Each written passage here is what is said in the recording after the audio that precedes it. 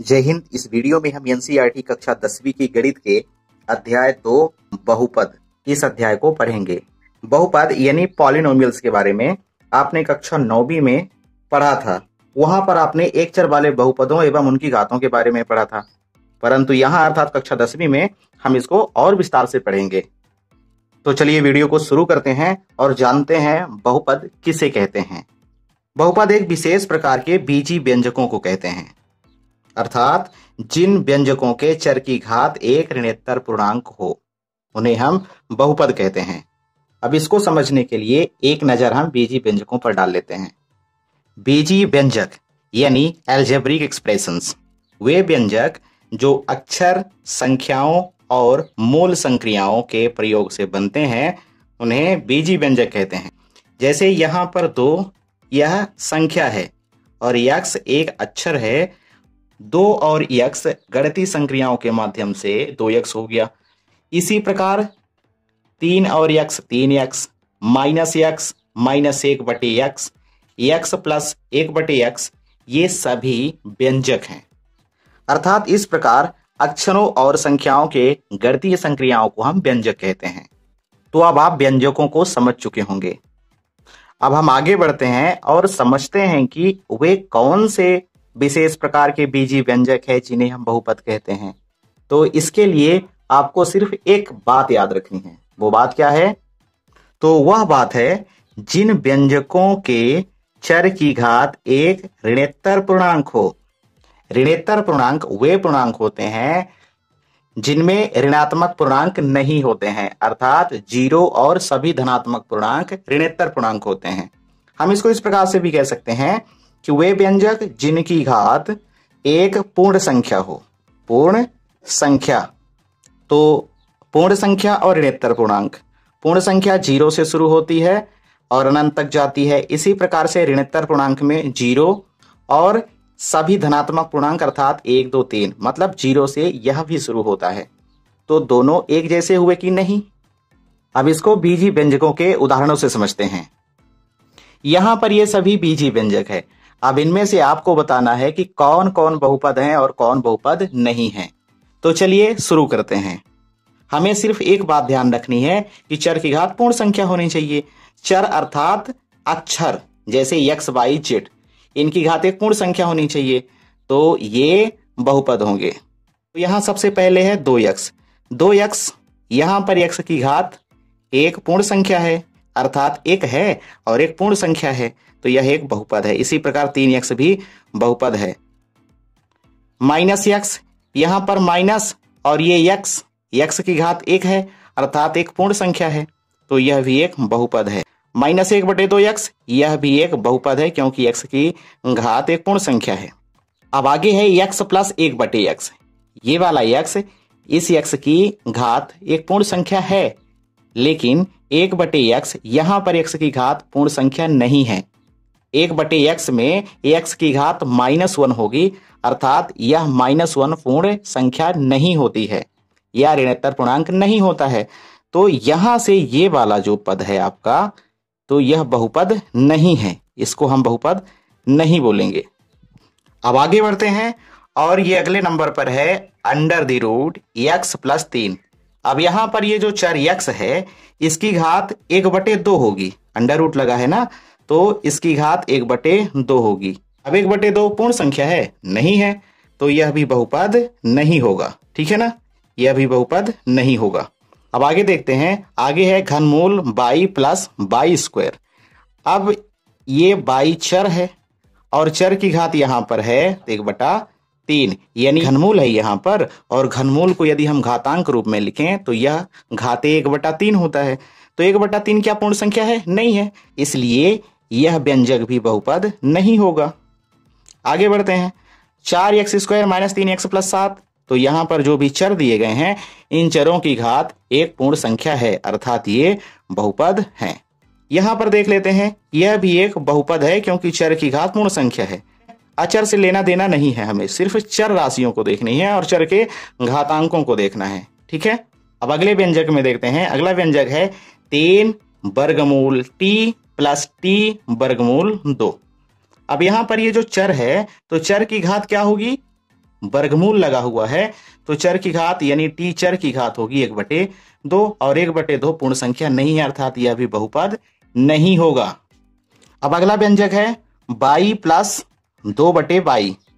देखिए बाई और यहां पर बाई, ये बाई चर है और चर बटे में है, जब चर बटे में होगा भी बहुपद नहीं है। अगला वाला देख लेते हैं, तो ये वाला बहुपद है और ये कितने चरों में है, तो 1 चर 2 चर और ये 3 अलग अलग ये चर हैं, अर्थात 3 चरों में यह बहुपद है। एक बार फिर से देख लेते हैं, 2x बहुपद है, 3x बहुपद है, ठीक है, -x बहुपद है, -1/2 x यह भी बहुपद है, x + 1/x यह बहुपद नहीं है क्योंकि यहां पर चर की घात पूर्ण संख्या नहीं है। इसी प्रकार यह भी बहुपद नहीं है, यह भी बहुपद नहीं है, ये बहुपद है, यह बहुपद है, यह बहुपद नहीं है, ये बहुपद नहीं है और ये बहुपद है। अब मुझे लगता है कि आप बहुपद को समझ गए होंगे। अब चलिए आगे चलते हैं और बहुपद के प्रकारों को समझते हैं। देखिए बहुपदों के प्रकार को पदों तथा घातों द्वारा परिभाषित किया जाता है। यदि पदों के अनुसार देखा जाए बहुपद के प्रकारों को, तो एक पद वाले बहुपद को एक पदी, जैसे x की घात 2 यह एक पद है तो इसे एक पदी बोलेंगे। इसी प्रकार 2 पद वाले बहुपद को 2 पदी, 3 पद वाले बहुपद को त्रिपदी। इसी प्रकार से पदों के अनुसार हम इसके प्रकारों को परिभाषित कर सकते हैं। अब बात करते हैं घातों के अनुसार। अब अगर घातों के अनुसार बहुपद के प्रकार को परिभाषित करें, तो कोई बहुपद 2x - 1 है तो यहां पर इसकी घात 1 है, तो एक घातीय बहुपद होगा, अर्थात इसको हम रैखिक बहुपद भी बोलेंगे। एक घात वाले को रैखिक बहुपद। आगे बढ़ते हैं, जब बहुपद की घात 2 हो, जैसे 2x² + 3x - 1, तो यहां पर बहुपद की अधिकतम घात 2 है तो इसे हम द्विघात बहुपद कहेंगे। बहुपद की घात में आपको यह ध्यान रखना है कि बहुपद की अधिकतम घात ही बहुपद की घात होती है। तो यहां पर बहुपद की अधिकतम घात कितनी है, 2 है, तो यह होगा द्विघात बहुपद। फिर आगे देख लेते हैं, यदि 3x³ + 2x² - 5x + 3, यहां पर इस बहुपद की अधिकतम घात 3 है, अर्थात यह त्रिघात बहुपद कहलाएगा। इसी प्रकार से इन बहुपदों को उनकी अधिकतम घातों के अनुसार आप इनके प्रकारों को परिभाषित कर सकते हैं। अब इन बहुपदों के कुछ और प्रकारों के बारे में जान लेते हैं, जैसे अचर बहुपद। अचर बहुपद वे बहुपद होते हैं जहां चर नहीं होता, जैसे 2 यह एक अचर बहुपद है। यहां पर देखिए आपको चर नहीं दिख रहा है, और चर नहीं दिख रहा है तो इसका मतलब ये नहीं कि यहां चर नहीं होता, चर होता है पर चर की घात यहां पर 0 होती है। तो हम इसे इस प्रकार भी परिभाषित कर सकते हैं कि ऐसे बहुपद जहां पर चरों की घात 0 होती है उन्हें अचर बहुपद कहते हैं। जैसे 2 हो गया, -5 और ये 7, ठीक। इसी प्रकार 3 + 2, ये सभी अचर बहुपद हैं क्योंकि यहां पर चरों की घात 0 है। चलिए थोड़ा इसको समझ लेते हैं। जैसे x ये एक चर है और इसकी घात 0, तो यह 1 के बराबर होता है। अब यहां देखिए, जैसे यहां पर 2 है तो 2 × 1 = 2, -5 × 1 = 5, यानी सभी के साथ 1 है, अर्थात कह सकते हैं कि x की घात 0 सभी के साथ है और चर की घात 0 रहेगी तो इसे अचर बहुपद कहेंगे। अब आपके मन में सवाल यह उठ रहा होगा कि x की घात 0 बराबर 1 कैसे होता है, तो इसको भी समझ लेते हैं। अब इसको समझना है, अर्थात इस कथन को हमें सिद्ध करना है। तो हम इसको सिद्ध करने के लिए एक साइड लेकर चलते हैं, ठीक है। ये लेफ्ट साइड को x की घात 0, x की घात 0 को हम इस प्रकार लिख सकते हैं, जैसे 0 है तो x की घात 1 - 1, या x की घात 2 - 2, तो बताइए 2 - 2 0 होगा, बिल्कुल होगा। 1 - 1 0 होगा, बिल्कुल होगा। तो सेम बात हुई कि नहीं, x की घात 0 बराबर x की घात 1 - 1 या x की घात 2 - 2। अब थोड़ा और आगे बढ़ते हैं। आपको याद होगा कि आपने कक्षा 9वीं में घातांक के नियमों में पढ़ा था कि a की घात m बटे a की घात n बराबर होता है, a का कॉमन हो जाता है और घात m माइनस n हो जाती है, मतलब ऊपर वाली माइनस नीचे वाली घात। ठीक है, इस प्रकार से अब इसी फार्मूले का प्रयोग करके हम इसे हल करेंगे। तो देखिए यहां पर x की घात 0 बराबर हमने लिया है x की घात 1 माइनस 1 या x की घात 2 माइनस 2। अब इसको इस नियम के हिसाब से या इस नियम के अनुसार हम लिख सकते हैं x की घात 2 या 1 या 3, कुछ भी ले सकते हैं, जो भी आपको लेना हो, बटे में x की घात 2। अब इसे ध्यान से देखिए तो x स्क्वायर ऊपर भी है और x स्क्वायर नीचे भी, यानी x स्क्वायर में x स्क्वायर का भाग करेंगे तो 1 आएगा। ठीक है, x स्क्वायर कम x स्क्वायर 1 प्राप्त हुआ और इस प्रकार से हमें प्राप्त हुआ राइट हैंड साइड।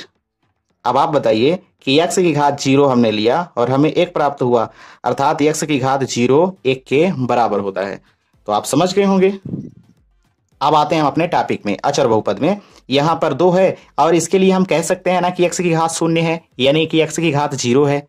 ठीक है, यहां पर भी x की घात 0 कह सकते हैं, यहां पर भी x की घात 0 कह सकते हैं, क्योंकि x की घात 0 1 के बराबर होता है, अर्थात चर की घात 0 है। ठीक है, अब चर जरूरी नहीं कि x ही हो, a भी हो सकता है, b भी हो सकता है।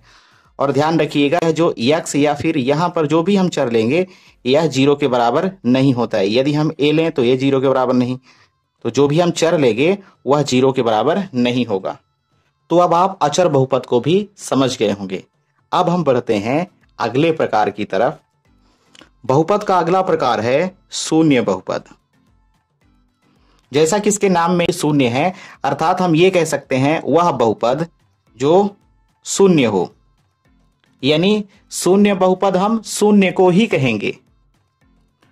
अब यह शून्य बहुपद केवल शून्य नहीं हो सकता है, यह इस प्रकार से भी हो सकता है, जैसे 2 माइनस 2, यह भी एक शून्य बहुपद है, क्योंकि 2 माइनस 2 शून्य होगा, तो यह शून्य बहुपद। या फिर हम कह सकते हैं 0x square plus 0x plus 0 1। ठीक है ना, 0 गुणे 1 है, यहां पर 0 1 नहीं है, 0 गुणे 1 है। ठीक है, तो अब देखिए आप गुणा करेंगे तो यहां पर चाहे x की घात जितनी भी रहे, यदि गुणा करेंगे 0 के साथ तो ये 0 हो जाएगा, यह भी 0 हो जाएगा, यह भी 0 हो जाएगा, मतलब ये सभी 0 0 0 0 और ये 0 अंतिम में हमें प्राप्त हुआ। तो इस प्रकार के बहुपद को हम शून्य बहुपद कहेंगे। तो अब शायद आप इसे भी समझ चुके होंगे और यहीं से आप बहुपद और बहुपद के प्रकार को समझ चुके होंगे। तो आज की वीडियो यहीं तक, मिलते हैं नेक्स्ट वीडियो में, और नेक्स्ट वीडियो में हम इन्हें और बेहतर तरीके से समझेंगे।